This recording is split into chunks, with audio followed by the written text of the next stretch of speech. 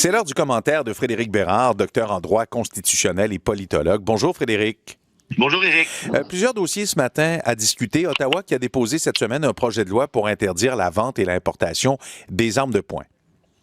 Oui, en fait, c'est un ancien projet de loi qui est mort au feuilleton avant la dernière élection. On a repris son essence avec certains ajouts, et on sait évidemment que la dernière fusillade aux États-Unis est nécessairement pour quelque chose. Et à titre personnel, je pense que c'est une bonne affaire là, qu'on prenne encore une fois le taureau par les cornes, même si la situation canadienne est drôlement plus avantageuse que celle aux États-Unis. Évidemment, reste que la possession d'une arme de poing, une possession d'une arme tout court, demeure un privilège et non pas un droit. Donc, soit encadré de façon maximale. À titre personnel, je pense que c'est une excellente idée. En plus du fait qu'il y aura un programme de rachat probablement obligatoire si le projet de loi est adopté comme tel, ce qui, encore une fois, à mon avis, est une bonne chose. Est-ce que vous avez une sensibilité quand on entend les gens qui font du tir de précision? C'est une activité, certains même parlent d'un sport, et que ce sera plus difficile peut-être pour ces gens-là de pratiquer leur activité. Est-ce que vous avez une sensibilité envers eux? C'est certain que j'en ai une pour les commerçants.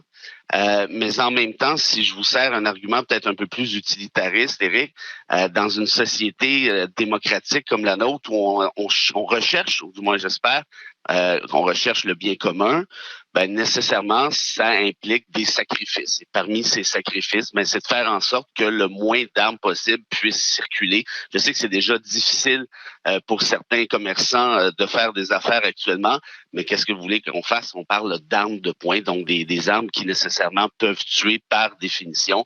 Et je pense qu'ici au Canada et notamment au Québec, on a choisi de faire en sorte que ces armes-là soient sinon prohibées, au moins excessivement limitées, avec les désagréments que ça puisse comporter pour certains commerçants.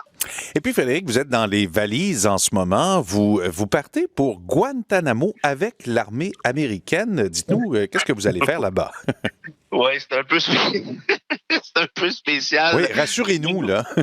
Oui, je sais pas si je vais vous rassurer parce que je le suis pas beaucoup moi-même, pour être honnête.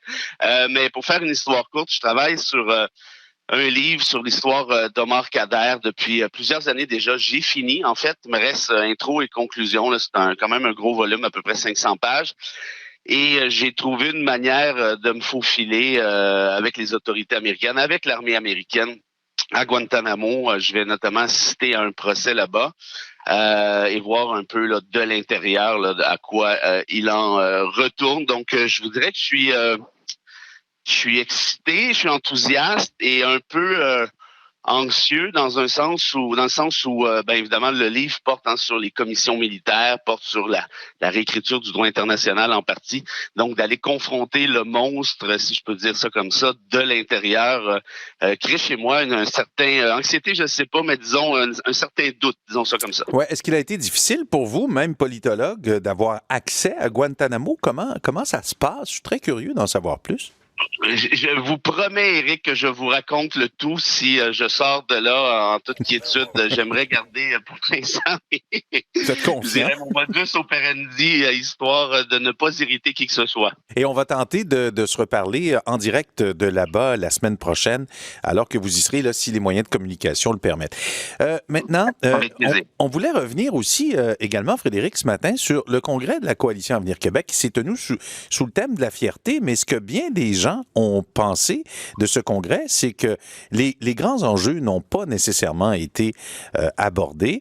Par contre, le premier ministre a dit, et ça c'est à la suite de ce congrès-là, si on est élu, on va vous donner un chèque de 500 $. Comment vous percevez ça?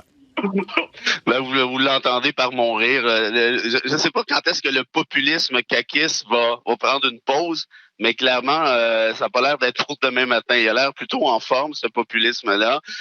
Votez pour nous, on va vous donner un autre chèque de 500 $. Si vous votez pas pour nous, vous comprenez, c'est dangereux pour la nation. Ça va être la Louisiane dans quelques années. Il y a 94,5 % des gens qui parlent français au Québec. Éric, au moment où on se parle, en Louisiane, on parle plutôt de 3 %. Donc, c'est de la démagogie pure du populisme. Et le truc de l'argent, honnêtement, déjà, moi, j'étais contre le premier chèque de 500 $. Je sais qu'il y en a plusieurs qui en ont besoin, mais ce n'est pas la question. Tu donnes pas 500 $ comme ça en pleine crise inflationniste. Tu vas juste contribuer à l'ampleur du phénomène, de un.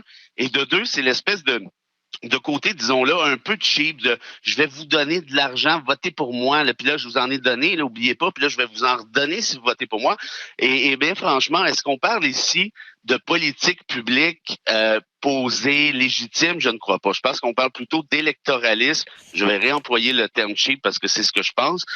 Et dans ce cas-ci, on voit par les sondages, François Legault et la CAQ sont à 46%, ce qui est spectaculaire. En d'autres termes, au moment où on se parle, ils sont certains d'être élus. Alors ici, est-ce qu'on ne parle pas plutôt d'un certain égo de la part de Legault en disant « je veux aller atteindre la barre des 100 députés, la barre magique des 100 députés à l'Assemblée nationale ».